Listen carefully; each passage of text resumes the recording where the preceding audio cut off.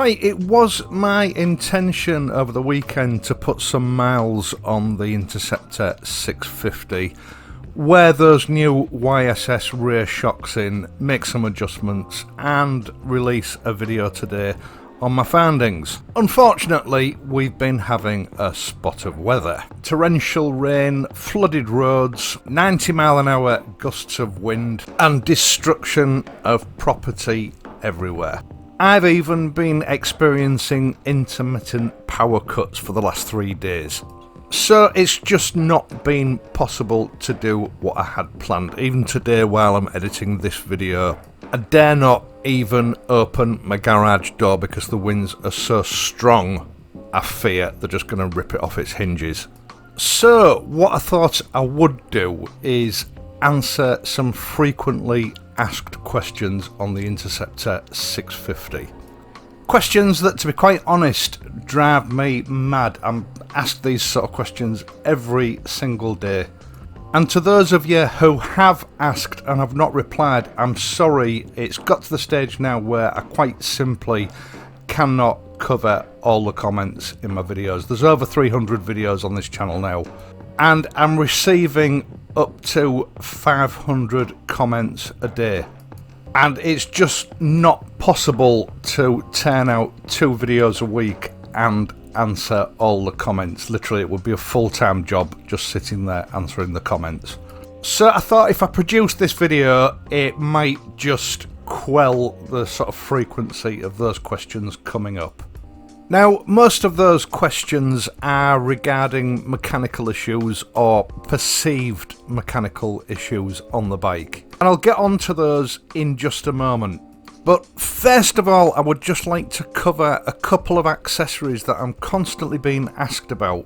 And it's odd because I get asked these questions even in the comments section on the video that explains what these accessories are, who makes them, and how to get hold of them if you want them. Which, maybe it's just me, but I found that infuriating, so we're going to cover those off. So I'll do that first, and then we'll get over to the mechanical issues that people think they have with the bikes. First of all, the rubber knee pads, the Union Jack version and the classic Pinstripe Cafe Racer version.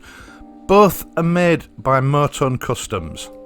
Both versions are made from vulcanised rubber and come with 3M adhesive already attached in place, ready to go straight on. I have altogether, I think, made 3 videos on these pads, but I'm still constantly getting asked about them. I'll leave a link in the video description down below. But be warned, this I think is Motone's top selling accessory, and they are frequently out of stock. Next up, also from Motone Customs, the Aero Rack, polished stainless steel. They also do a powder coated black version. High quality German suction pads for attachment, so there's no drilling required. They fit a multitude of bikes. I've been using these something like 8 months now, never had an issue with them coming off, coming unstuck, no problems whatsoever. Again, I believe one of their best sellers. And just to preempt another frequently asked question, yes, Motone Customs post internationally. If you live in a house that receives post, they can get it to you. Again, I'll leave a link in the video description down below. Next up, servicing intervals.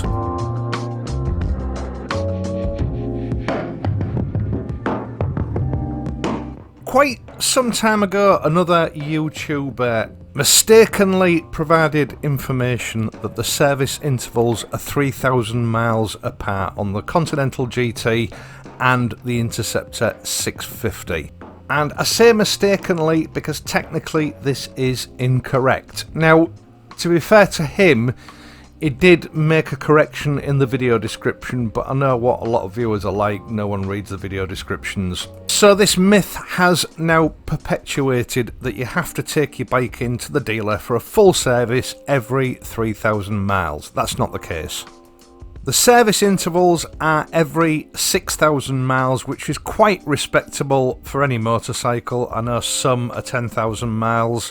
but these are 6,000 miles or a year apart. Now, the service book does stipulate that the bike must be checked over at 3,000 mile intervals. That is a checkup 3,000 miles after each service. This checkup is basically a pre-ride check. It's just checking your oil levels, checking your brake fluids, checking your brakes, chain tension, lubrication, that kind of thing. Just the kind of thing that you really should be doing on a weekly basis anyway. At the very least, it's not a full service, and all the checks are described in the owner's manual as the owner's responsibility. So just for clarification, you do not have to take your bike in to the dealership or whatever every 3,000 miles and fork out £200 or £300 for a service. Now, I have heard of some unscrupulous dealers here in the UK taking advantage of this misinformation and insisting to some owners that they must bring them in for a service every 3,000 miles. That's not the case, and those dealers should be ashamed of themselves. Next up, the Tappets. Now, I know that the Americans, when we talk about Tappets, the Americans don't know what we're talking about, but here in the UK, the valve lifters are known as Tappets. They're also known as Tappets in India. And they're called Tappets, funnily enough, because when the engine is operating, they make a tapping sound. Now, over the years, many different manufacturers have adopted different methods for adjusting valve clearances. In some cases, if you're lucky, they may have self-adjusting hydraulic tappets. Quite often, the modern method is to use a shim and bucket adjustment system, which is a pain in the neck. But as the Interceptor and the Continental GT are aimed at the traditional market, and they were also built down to a budget, they have traditional tappets that have to be adjusted manually every 6,000 miles, or at least checked every 6,000 miles and adjusted manually if necessary. Now, granted, tappet noise on the Interceptor 650 is quite noticeable, and I think the reason for that is the rocker box cover, the aluminium casting that covers the tappets, is a fairly thin cast aluminium piece. And the suggestion is that this aluminium casting actually resonates and amplifies the sound from the tappets. This is not a fault, it's just an idiosyncrasy of the bike. Now, this doesn't mean that they need adjusted. Basically, if you can hear your tappets when the engine is operating, all is good. It's a reassuring sound that lets you know that everything is okay. It's when they go quiet that you need to worry. Because if at normal operating temperatures you cannot hear the tappets on these bikes, that means that your valve clearances are too tight and there is a very real danger of serious engine damage through valve burnout. Now, there isn't an awful lot more I can say about this. If you can't live with the noise, there's nothing I can do about it. Noticeably noisy tappets are just that, the noisy tappets. It doesn't mean that there's an inherent fault with the bike, it's just a characteristic of the bike. It doesn't mean that your engine is going to self-destruct, it's perfectly normal. Right, next up, and this one is also a regular one. Some time ago someone posted a video demonstrating a bit of run out on the rear wheel rim on an Interceptor.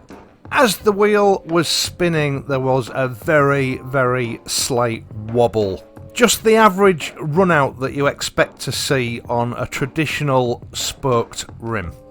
Now, I'm constantly getting people asking me to watch this video and give my opinion. My opinion is that is perfectly within reasonable manufacturing limits.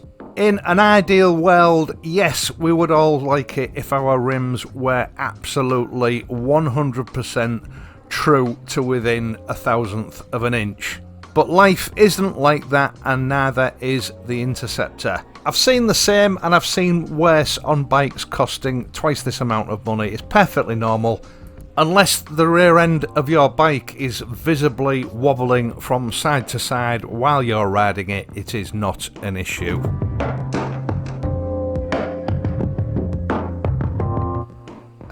The other questions I've been asked are rust issues. There are no rust issues on my bike. All I can say is that if you are suffering rust issues on your bike, you're doing something wrong. You're not cleaning it properly and you're not protecting it properly. I suggest you watch my videos and start following the full Fillingham method. Rust on the brake discs, however, is another thing. Brake discs are made from steel. Steel contains iron. Iron rusts. Again, I'm constantly getting this brought to my attention. This is perfectly normal for any brake disc. The brake discs on my Bonnevilles all do it. The brake discs on my car do it. The brake discs on my neighbour's car does it. They're made from steel, so they rust.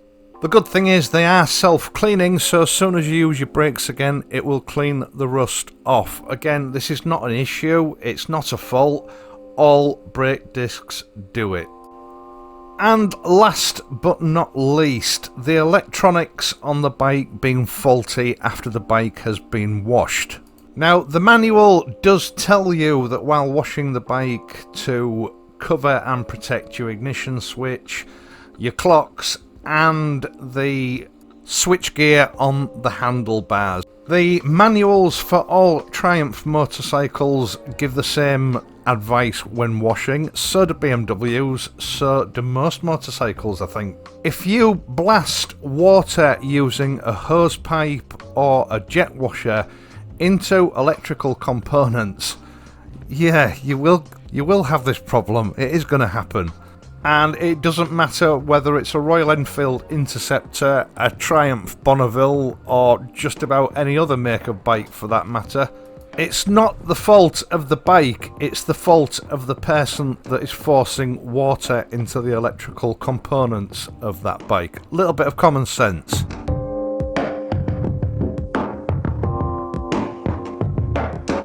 Right, I think that's about it, or at least I would like to think that's about it, but I have a feeling that these questions, these issues, are not going to go away.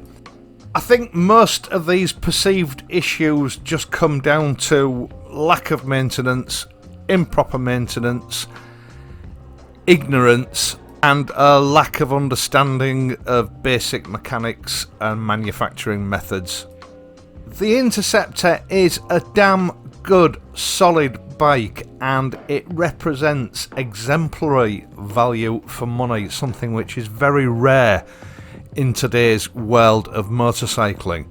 Right, that's all I have time for today. Once again, thank you so much for watching this video and all my other videos and helping to support my channel. I really do appreciate the time that people put aside on a Wednesday and a Friday to watch my videos. I do hope you've enjoyed this video and found it useful. If you have, please leave a like and subscribe to the channel. If you do subscribe, please hit the notification button. This will ensure that you will be alerted of any new video that I upload on this channel. I will of course be back on Friday, so until then, ride safely and I'll see you soon.